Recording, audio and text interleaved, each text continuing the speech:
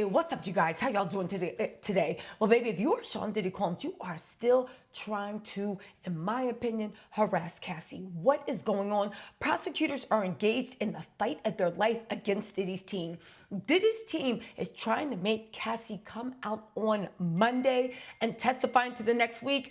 The prosecution is doing everything they can to limit defense's attempt to harass Cassie and do nothing. What is at the root of this? The root of this is the fact that and I was in the court, so I can actually tell you guys what happened. The root of this is the fact that Diddy used precious time when he should have been trying to poke holes in Cassie's stories into getting sound bites so he could run those to blogs and legacy media, and he could literally play the same sick mind games he's played with Cassie the whole time. It sounds far-fetched, but I'm gonna break it down for you why it is exactly what is going on. Okay, first of all, okay, and this slipped under a lot of people's radar, but Diddy's, the prosecutors, okay, let's give a shout out to Emily and I believe, of course, Maureen Comey. Let's give a shout out to them. They did the thing. Even when it looked like Cassie had lost the jury, they came back and said, yeah, no. Anyway, if you want to know what I'm talking about, go watch those lives. But listen to this. Diddy's prosecutors are asking the judge to limit Cassie questioning because early labor could cause a mistrial. You guys, it has been said, and I said this from the beginning, the way they're treating Cassie, it's almost like they want her to go into labor. They want a mistrial. I don't care what you guys heard on the blogs, okay? I was in the courtroom. Diddy took control of the cross-examination. The cross-examination is supposed to be you poking holes in people's stories. Because if I come there and I say, hi, my name is Tisa, and I have curly hair, right? And if you don't poke holes in my story on cross-examination, the jury must accept my name is Tisa and I have curly hair. The job of cross-examination is not to S-shame somebody. It's not to make somebody look stupid. It's not to literally rehash a 10-year feud. The time is to be like, you say your name is Tisa and you have curly hair, but this is not a picture of you with a straight 30-inch bust down. This is not a picture of you with your hair pulled back in a bun. You need to introduce evidence that directly shows that what I'm saying is a lie. Cassie said that Diddy sex trafficked her and beat her mercilessly. You need DV in order for it to be sex trafficking. You need the force, you need the coercion. Cassie said that Diddy did A, B, and C. Diddy never said he didn't do A, B, and C. He didn't offer proof he didn't do A, B, and C. He came with a bunch of excuses like, wah, I was a drug addict, wah, I think you used me, wah, you just wanted the album. Okay, Diddy, and this goes for the legal minds, even if everything you said about Cassie is true, how does that change what she said, what you did to her? Because what you did to her was illegal, okay? Sleeping with a celebrity is not illegal. Cheating on you, and Cassie said they was broken up the whole time, is not illegal. Anyway, Diddy used up, and in my lives, I ran out of the courtroom and said, Diddy used up precious time trying to make Cassie look stupid and get a grudge back because during cross-examination, he literally took over his defense. He was writing notes and passing them to the defense to actually ask Cassie. Those lawyers didn't get one of their own questions out. Diddy was the one asking, and that's why they wasted all that time. Well, guess what? Now that they wasted all that time, Diddy's lawyers are now saying, hold on, Mark Agnifilo was like, yeah, Anna, we need to review the transcript over the weekend, and there might be a chance we might have to call Cassie Ventura back to testify. Judge Aaron was like, excuse me, pardon me, what you mean you're gonna call her back to testify? I already said if you had something to do, you should do it. Your Honor, this man is on trial for his life. He should be allowed to ask as many questions as he wants. The only problem is Mark Agnifilo knows, and so does the prosecutors and everybody in that courtroom. Yes, you have a right to a fair trial, but that does not mean that you can sit there and focus on a witness over and over and over, especially when you both agreed that you knew that the witness's time was very limited. Anyway, let's get into this report, okay? Prosecutors are asking Judge Aaron Subramanian to limit, and he's been doing a really good job. I'm not gonna lie, in the beginning, I was concerned that he wasn't familiar with the legal finesse. He was a clerk for a Supreme Court justice, I think Justice Ginsburg. He was a clerk for a Supreme Court justice. He was very smart. He knows the law like the back of his hands, but you also need to know the legal finesse. I don't care, listen, somebody can read you the law all day. The law is a game. okay? And if you know the rules and if you can bend them to your favor, you will win. Diddy is not trying to win on the facts because the facts aren't on his side.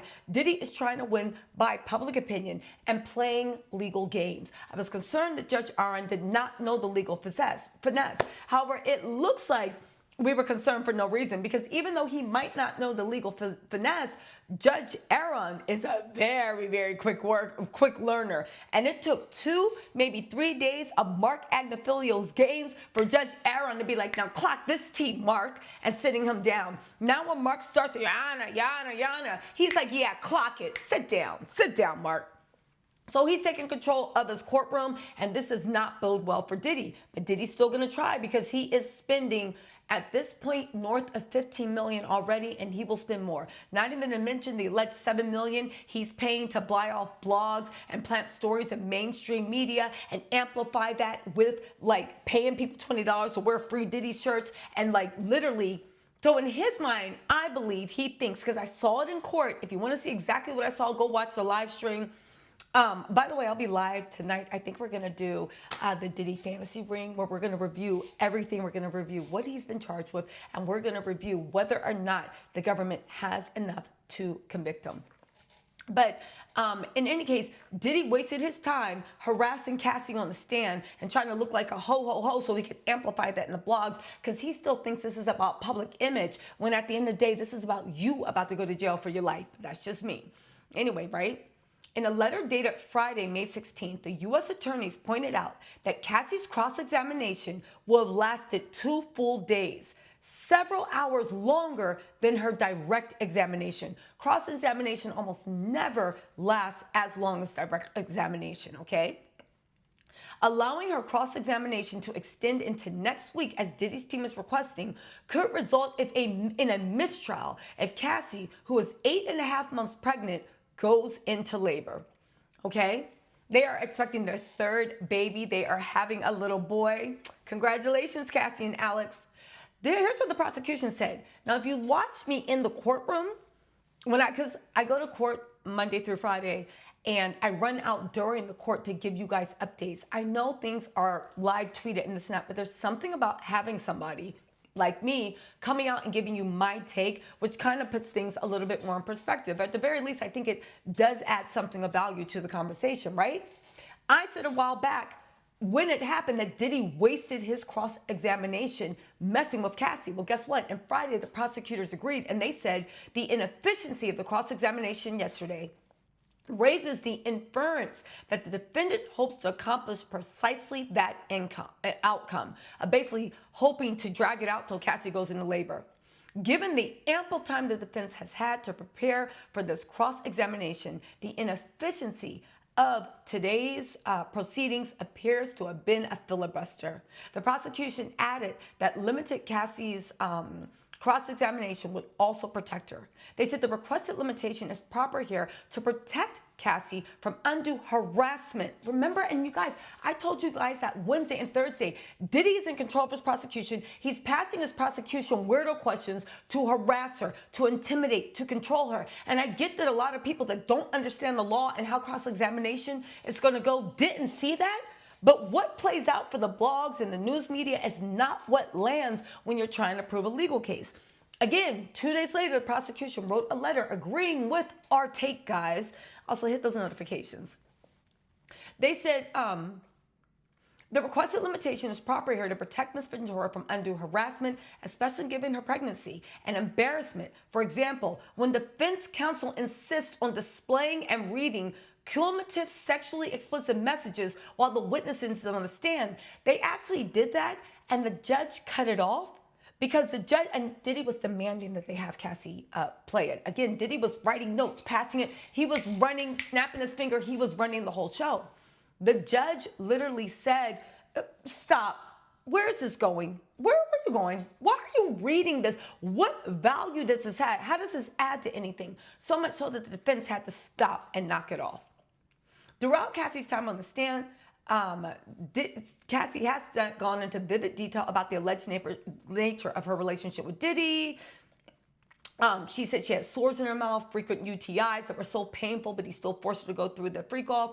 And of course, an opioid addiction that she is on that she will have to live with for the rest of her life. They said the court should give significant weight to the government's repeatedly articulated concerns regarding Cassie's health and safety, which were forecast and discussed extensively months in advance of this trial. Diddy's team actually agreed that Cassie can go after Friday. Anyway, we are disappointed. Listen, in any case, what do y'all think, right? What do y'all think? I think that the judge is not going to order this. Diddy's team is acting like they can never run a court. There is a limit to everything. Diddy said that he was fine with Cassie ending it Friday. Everybody knew it was going to end. The prosecution ended early just so the defense could have double the time that they had with Cassie. At the end of the day, I do think this motion is going to be denied. But again, I want everybody that thinks Diddy is going to get off on this to realize the only defense Diddy seems to be putting up right now is dirty, albeit useless tricks. And if this man is so innocent, if he got so many facts on his side, where are they? Because again, where are they? Anyway, y'all, let me know what you think in the comments. I will talk to y'all later. Bye. Don't forget to turn on your notifications. I'll try to go live now. No, I am. Let's speak it in existence. I am going to go live later. But don't forget to turn notifications on. And don't forget your girl is covering the trial live Monday through Friday. And unlike a lot of other places, I run out during the day multiple times to give y'all the tea, especially when something breaking happens. All right. Talk to y'all later. Bye.